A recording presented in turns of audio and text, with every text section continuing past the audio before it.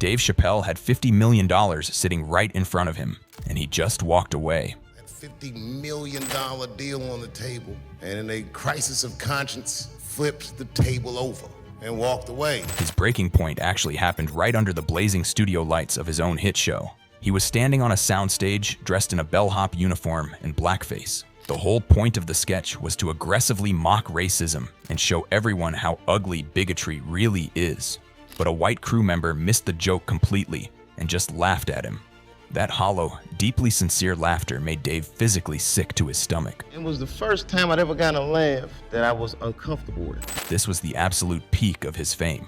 Yet in that horrible moment, Chappelle saw the terrifying reality of his contract, his show, and his entire life. The network owned his creation, and they were using it to feed the exact stereotypes he was trying to burn down.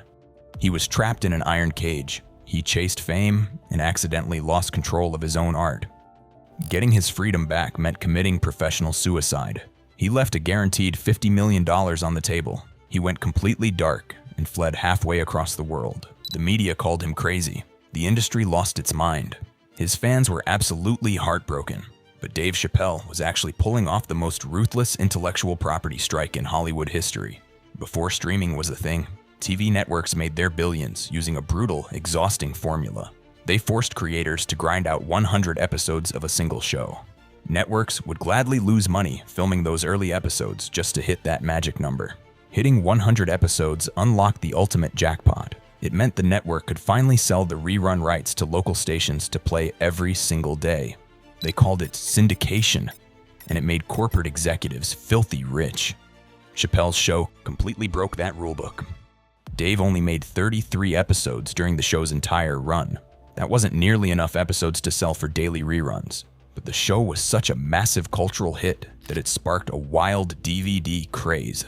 Viacom dropped the Season 1 DVD in February 2004. Fans absolutely cleared the store shelves, buying over 1.8 million copies almost overnight. Suddenly, the network had tens of millions of dollars in pure, instant cash.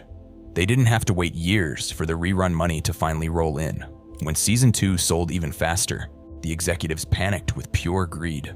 Their entire corporate balance sheet suddenly hinged on this one guy's comedy show. They were addicted to the fast DVD money, and they needed to lock Dave in forever. So they dangled a massive $50 million contract extension right in front of him. But that money was a total trap. The fine print was specifically designed to squeeze every last drop of Dave's creative soul. Dave signed that massive contract in August 2004 for Seasons 3 and 4. Hollywood megadeals love using giant numbers to blind and trap artists. That $50 million was mostly just a mathematical illusion. It was conditional bait tied to incredibly strict performance quotas. His guaranteed paycheck was actually a fraction of that, hovering near a meager $5 million a season.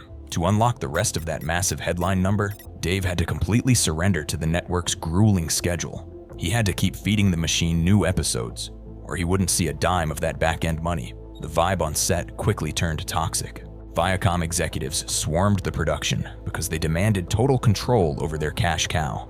They started playing mind games. Executives planted nasty rumors to ruin Dave's relationship with his co-creator, Neil Brennan.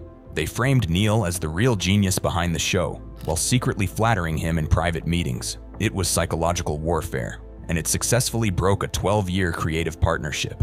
Dave felt totally isolated. Comedy Central president Doug Herzog demanded Dave fall in line. During one incredibly tense standoff, Herzog told Dave's agent to bring Dave into the corporate office. He wanted to physically hand Dave a check for $27 million. He actually believed waving literal millions in Dave's face would force him back to work. Dave refused to even show up. Herzog reportedly screamed the words, $27 million, right into the phone. The fact that Dave rejected that much money completely shattered the executive's brain. He was dangerously close to his breaking point.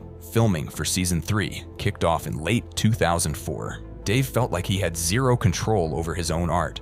Everything blew up during the filming of that infamous Pixie sketch. Dave loved using highly exaggerated racist characters to force the audience to see how absurd bigotry really is. But when that white crew member laughed so hard at Dave tap dancing in blackface, everything changed. The sound of that specific laugh crushed Dave. The guy wasn't getting the joke at all. He was just laughing at a black man degrading himself for entertainment. Dave had a massive moral crisis right then and there. He realized the terrifying danger of mass-market comedy. A huge chunk of his audience was just indulging in their own bigotry. Dave felt his work was becoming dangerous. He was accidentally subsidizing the psychological harm of his own community, and he needed out immediately. He set up a meeting with Doug Herzog on April 19, 2005. Dave looked the president in the eye and warned him he was ready to walk away completely. 9 days later, he pulled the plug on production. I quit. On the cover of Variety, Chappelle pulls the race card. He ignored his agents and completely cut off his publicist. He walked away from his deteriorating partnership with Neil. On April 28th, he hopped on a flight to Durban, South Africa. He crashed with a trusted Muslim friend named Salim. He needed absolute spiritual isolation and total silence to get his head right. Meanwhile, the corporate machine was gearing up for war. Dave just vanished. The entertainment media instantly launched a vicious smear campaign against him. By May 2005, major outlets like Newsweek and Entertainment Weekly went on the attack. They questioned his sanity and entirely made up a narrative about a clinical mental breakdown. Anonymous sources started spreading rumors about a severe crack cocaine addiction. This wasn't an accident. It was a highly organized character assassination. Calling him crazy was a calculated corporate strategy. When a massive star stops playing by the rules, corporations have to destroy their reputation. Framing Dave as mentally unstable protected the exploitative Hollywood contract system from taking any heat. All the blame landed squarely on the broken artist. Calling him crazy protected their $50 million asset. And this kind of psychological warfare is just standard corporate policy. But Dave was entirely clear-headed and deeply rational. He did see a psychiatrist in South Africa for exactly 40 minutes just to manage his acute stress. It was totally normal outpatient care. He even gave an exclusive interview to Time magazine right from a beach in Durban. He showed up in a red t-shirt and shiny white sneakers, calmly wiping smudges off his shoes while he talked. He flat out denied the fake drug rumors. He was simply dealing with extreme professional burnout. Dave eventually came back to America and sat down with Oprah in February 2006. He perfectly described the parasitic nature of the entertainment business. He directly compared the Hollywood machine to human sex trafficking. He felt like he was actively being pimped out. The television show was officially dead. The corporate machine kept full ownership of the rights. Viacom thought they had won the war. They heavily underestimated the guy they were messing with. For 10 straight years, the corporate machine thought they had him beat. Dave just sat in silence. Then 2016 happened. He stormed back into mainstream dominance and inked a massive comedy deal with Netflix worth $60 million. When the streaming wars really heated up in 2020, Chappelle's show suddenly popped up on both Netflix and HBO Max. Viacom CBS had licensed the property to the highest bidders. Dave didn't see a single penny from this massive new digital rollout, and Viacom CBS was operating totally within the law. Corporate structures are built to demand absolute ownership of copyrights. When a young, hungry comedian signs a standard TV deal, the corporation keeps the rights forever. Dave had signed a contract packed with sneaky perpetuity clauses. They gave Viacom the rights to his work across all future methods of distribution. Streaming wasn't even a real concept back in 2003, but the legal traps were built to cut creators out of future tech. Suing the network was a guaranteed massive failure.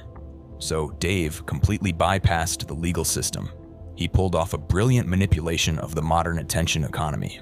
On November 24th, 2020, he dropped an 18-minute video on Instagram called Unforgiven.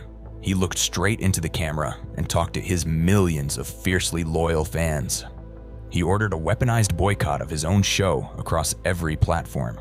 I'm begging you, if you ever liked me, if you ever think there was anything worthwhile about me, I'm begging you, please don't watch that show.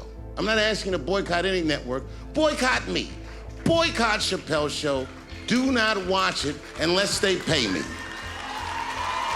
He attacked the exact thing that gives streaming its value. A digital show is only worth money if people actually click on it and watch it. By telling his fans to look away, Dave engineered a totally artificial crash. He deliberately wiped out the show's digital value. 0 views means 0 value. Netflix listened to him immediately and pulled the series. They understood the brutal math. Keeping a $60 million relationship alive with a massive living creator is way more valuable than hosting one controversial old show. All of the corporate leverage just vanished. Viacom-CBS was taking a huge PR beating, and their licensed asset was rapidly losing all its money-making power. They completely caved under the pressure. On February 12th, 2021, Dave posted a victory video called Redemption Song. Viacom-CBS broke decades of strict industry rules. They reopened a legally closed contract, and they handed Dave back his name and his licensing rights. They paid him millions in back pay. He dismantled the entire institutional machine using its own economic logic against it. He proved that true, undeniable leverage doesn't actually live inside a contract. True leverage lives in the mind.